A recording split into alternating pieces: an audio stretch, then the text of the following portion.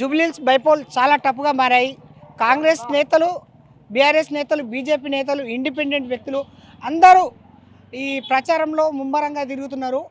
ప్రజల నుంచి ఎలాంటి స్పందన వస్తుంది, వాళ్ళు ఏమంటున్నారు, 2-3 రోజులు ఉన్న ఈ ఎన్నికల్లో ఎవరికి సపోర్ట్ చేయబోతున్నారు, ఒకసారి వాళ్ళ నుంచి అడిగి తెలుసుకుందాం. అంటే ఇది చాలా కీలకం అని చెప్పేసి అనుకోవచ్చు. ఎందుకంటే ఒకవైపు కాంగ్రెస్ గెలిస్తే కాంగ్రెస్ మొత్తానికి ఒక కీలకంగా మారబోతుంది. బీఆర్ఎస్ గెలిస్తే హైదరాబాద్లో ఎప్పుడు గెలవలేని ఒక్క స్థానం లేని కాంగ్రెస్ ఒకవేళ బీఆర్ఎస్ గెలిస్తే ఎక్కడ హైదరాబాద్లో ఒక్క స్థానం లేని బీఆర్ఎస్కు ఇది ఒక పట్టుగా మారబోతుంది. ఇదే విధంగా ఇప్పుడు తెలుసుకుందాం. ప్రస్తుతం మనతో పాటు కొంతమంది కాంగ్రెస్ సీనియర్ నాయకులు ఉన్నారు, వాళ్ళతో మాట్లాడదాం. ఏమంటున్నారు వాళ్ళు. సార్ నమస్కారం. సార్ నమస్తే అండి. మీ ఆంధ్రప్రభకు ముందు ముఖ్యంగా నమస్కారం. నా పేరు Kodumuri Dayakar Rao, Congress party state secretary, Bhadradri Kothagudem జిల్లా నుంచి. మేము నవీన్ అన్న యాదవ్ గారి కోసం ప్రచారం కోసం కేవలం ఇక్కడికి వచ్చి ఇక్కడే ఉంటున్నాం. కాంగ్రెస్ పార్టీ గెలుపు కోసం కృషి చేస్తున్నాం. ఎట్లా వస్తుంది సార్ ప్రజల నుంచి స్పందన, ఏమంటున్నారు? మేము ఇప్పుడు ఏ గల్లీలు చూసినా ఎక్కడ అభివృద్ధి చెందింది లేదు. వాళ్ళు ఏమంటున్నారంటే, మేము 3 సార్లు కూడా మాగంటి గోపీనాథ్ గారిని గెలిపించాం, 2 సార్లు టీఆర్ఎస్ పార్టీ అధికారంలోకి వచ్చింది, ఎంపీ గారు బీజేపీ నుంచి కూడా 2 సార్లు గెలిచింది, ఏమి అభివృద్ధి చెందలేదు. ఇప్పుడు మేము ఒకవేళ ఓటు వేసినా కూడా వేస్తే మేము కాంగ్రెస్ పార్టీకి వేస్తాం. పోయినసారి తెలియలేదు. మాగంటి గోపీనాథ్ గారు గొప్పోడు చేస్తాడు అనుకున్నాం, కానీ మాగంటి గోపీనాథ్ గారు ఏం చేయలేకపోయాడు 3 సంవత్సరాల్లో. అంటే 3 సార్లు అంటే 15 సంవత్సరాలు ఏమీ డెవలప్ చేయలేకపోయాడు.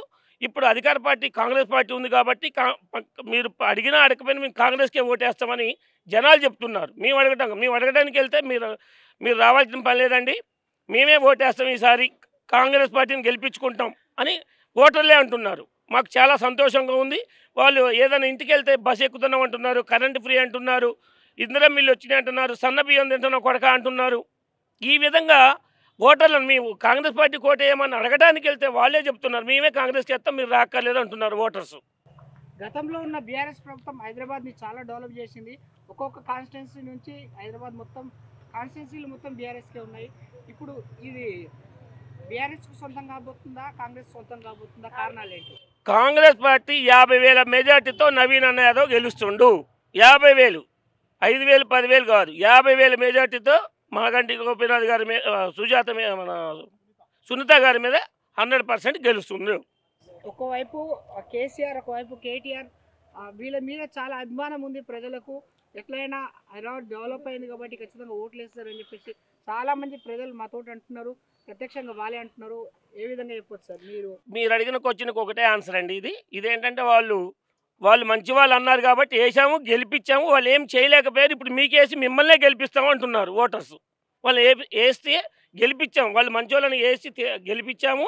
గెలిపిస్తే ఒక అతను ఫామ్ హౌస్లోనే కూర్చుంటాడు, ఒక ఆయన ఇంట్లోనే కూర్చుంటాడు. వాళ్ళ ఇంట్లోనే సఖ్యత లేదు, వాళ్ళు నలుగురే కొట్టుకుంటున్నారు. వాళ్ళు మాకేం చేస్తారండి, సంపాదించిన లక్షల కోట్లు ఉన్నాయి కాబట్టి ఆ డబ్బుల కోసం నలుగురు కొట్లాడుతున్నారు, ఆ నలుగురే కొట్లాడుకుంటున్నారు.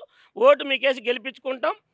దీన్ని జూబ్లీహిల్స్ని సింగపూర్ సిటీ లాగా చేపించే బాధ్యత నవీన్ యాదవ్ చేతిలో ఉంది. మీరు ఓటేసి గెలిపించండి అంటే మేము 100% మేమే నవీన్ యాదవ్కి ఓటేస్తాం, గెలిపించుకుంటాం, సింగపూర్ లాగా చూసుకుంటాం.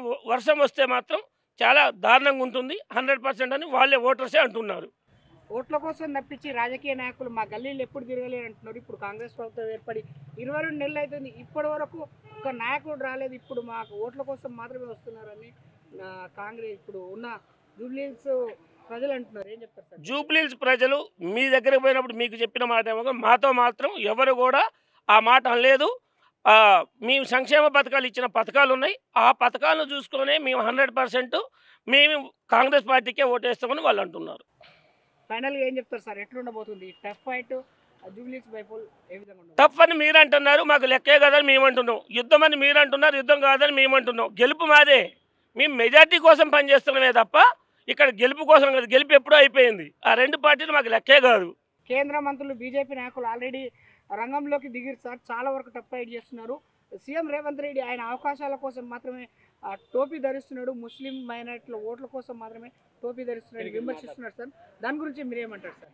మైనార్టీ విషయంలో ఒకటే గుర్తుపెట్టుకోండి, మైనార్టీ సెల్ నుంచి ఒక్క మంత్రి పదవి కూడా ఇవ్వలేదని ఇచ్చాము, అందరికీ న్యాయం చేస్తాము. ఇప్పుడు టీఆర్ఎస్ పార్టీ, బీజేపీ పార్టీ అని మీరు అంటున్నారు కదా, కట్టుబడి ఉందని అంటున్నారు కదా, మేము బీసీ దానికి కట్టుబడి ఉండి మేము అమలు కాకపోయినా కూడా బీసీకే సీట్ ఇచ్చాం. అలాంటప్పుడు టీఆర్ఎస్ ఎందుకు బీసీ వాళ్ళకి సీట్ ఇవ్వలే? బీజేపీ ఎందుకు సీట్ ఇవ్వలేదు? రెడ్డి కులానికి ఇచ్చుకుంది. ఎందుకు ఇచ్చుకుంది? వాళ్ళకి దేని మీద అవగాహన లేదు. ఫస్ట్ ఆఫ్ ఆల్ వాళ్ళ ఆలోచన కరెక్ట్ కాదు. కాంగ్రెస్ పార్టీ 100% గెలుస్తుంది. ఇంకా 50,000 మెజార్టీతో గెలుస్తుంది. మార్కెట్ కమిటీ వైస్ చైర్మన్ మాట్లాడుతున్నా. కిచెన్ నగర్ లక్ష్మణరెడ్డి ఆదేశాల మేరకు ఇక్కడ పార్టీల ప్రచారం చేస్తున్నాము. ఏ ఇంటికి పోయినా ఏ గల్లీకి పోయినా నవీన్ అన్న యాదవ్ గెలిచిపోయినట్టే. వాళ్ళు అవతల పార్టీ బీజేపీ కానీ టీఆర్ఎస్ కానీ వాళ్ళ డిపాజిట్ కోసం తనలాడుతున్నారు. వాళ్ళ సెంటర్ మినిస్టర్లు ఇప్పుడు గారు ఎప్పటి సందో ఉన్నారు సెంటర్ మినిస్టర్లు. ఇప్పటివరకు ఏం చేసిరు? ఇప్పుడు 2 ఏళ్ళు ఏం చేసిరు అని మా గవర్నమెంట్ అంటారు. 2 ఏళ్ళ దాకా మా ఎమ్మెల్యేని లేడు. ఈడ జుబ్లీస్కు ఎమ్మెల్యే టీఆర్ఎస్ ఎమ్మెల్యే ఉన్నాడు. మేము మా గవర్నమెంట్ వచ్చినాక జుబ్లీస్ ఎమ్మెల్యే ఉన్నాడు. ఆయన ఏం చేసిండు? అవును, అర్బన్ ఏరియాలో మొత్తం టీఆర్ఎస్ నమ్ముకొని ఓట్లేసిర్రు. వాళ్ళు ఇలా వర్షంలో మునిగిపోతున్నారు. రూరల్ ఏరియాలో మొత్తం ఊళ్ళల్లో మొత్తం కాంగ్రెస్ అనుసంధానంతో హైడ్రా మొత్తం అన్ని మురికి కాలువల ఏరియాలు మొత్తం క్లీన్ చేస్తుందని ఒకవైపు హైడ్రా విస్తృతంగా ప్రచారం జరుగుతుంది. దాని మీద వచ్చే తప్పుడు ప్రచారాన్ని కొట్టేస్తుంది ఎప్పటికప్పుడు. ఏం చెప్తారు సార్? అవును సార్, ఇప్పుడు నీళ్ళు పోయే దగ్గర మనం పోయి ఇల్లు కట్టుకుంటే మరి నీళ్ళు ఎక్కడ వెళ్ళాలి? ఇలా ఇళ్ళ మీదకి వెళ్తాయి కదా. చేసేది తప్పంటావా? అది సీఎం గారు చేసేది వాటరు బస్సు మునిగిపోకుండా ఇవాళ హైడ్రా తీసుకొచ్చిండు. దాని హైడ్రా తప్ప అని ప్రతిపక్షాలు మాట్లాడితే కరెక్టా? ఇప్పుడు వాటర్ వెళ్ళే ఏరియాకి మనం పోయి కుస్తీ పడితే మళ్ళీ నీళ్ళు మన మీద కుస్తీ పడతాయి కదా. ఆ ఏరియా కోసము హైడ్రా తెచ్చినందుకు హైదరాబాద్ బషాయించాలని చెప్తే మళ్ళీ మంచిగా ఫ్యూచర్ సిటీ కావాలంటే హైదరాబాద్కు హైడ్రా ఖచ్చితంగా అవసరము. సీఎం గారు తీసుకున్న డిసిషన్ చాలా బాగుంది. ఈ మొన్నటి వర్షాలకు ఎక్కడెక్కడ కొట్టుకుపోయినాయి కానీ మళ్ళీ హైడ్రా తెచ్చేప్పటికీ ఈరోజు హైదరాబాద్ బషాయించింది. దాన్ని గుర్తించాలి. ప్రతిపక్షాలు ఓట్ల కోసం చెప్తున్నారు ఆ మాట. మేము అట్లా కాదు. నవీన్ యాదవ్ అన్న 60-70 వేల మెజార్టీతో గెలుస్తున్నాడు. ఏ ఇంటికి పోయినా స్పందన బాగున్నది. పార్లమెంట్ నియోజకవర్గంలో జరిగిన యాక్సిడెంట్ గురించి అని మీరు ఏం చెప్తారు? అసలు ఇంతకు దాని వైఫల్యం ఎవరిది అంటారు? దాని వైఫల్యమో ఆమె మంత్రి గారు, మాజీ మంత్రి గారు 10 ఏళ్ళు కాంగ్రెస్ గవర్నమెంట్లో ఉన్నది. అప్పుడు ఏం పని చేసిందో ఆమెకే తెలిసి ఉండాలి.